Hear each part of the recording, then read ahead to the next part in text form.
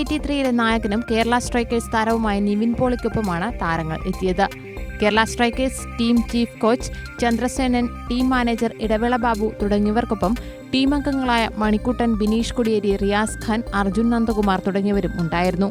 നിവിന്റെ അഭിനയത്തെ പ്രശംസിച്ച താരങ്ങൾ 1983 പോലെയുള്ള ചിത്രങ്ങൾ ക്രിക്കറ്റിനും തങ്ങൾക്കും പ്രചോദനമാണെന്ന് പറഞ്ഞു. നമ്മൾ ശ്രദ്ധിക്കപ്പെടാതെ പോകുന്ന ഒരുപാട് ക്രിക്കറ്റേഴ്സ് നമ്മുടെ നാട്ടിലുണ്ട്. അപ്പോൾ അവരുടെ എല്ലാവരെയും സ്വപ്നങ്ങളാണ് ശരിക്കും എൻ്റെ മകനിലൂടെ അല്ലെങ്കിൽ മക്കളിലൂടെ വരുന്നത്. അത് കൃത്യമായിട്ട് ആവിഷ്കരിക്കാൻ വേണ്ടിയിട്ട് എപ്രിഷ്യേറ്റ് കഴിഞ്ഞിട്ടുണ്ട് നിവിൻ പോളി. അത് വളരെ കൃത്യമായിട്ട്, പ്രത്യേകിച്ചും നിവിൻ പോളി നല്ല ക്രിക്കറ്ററും കൂടിയാണ്.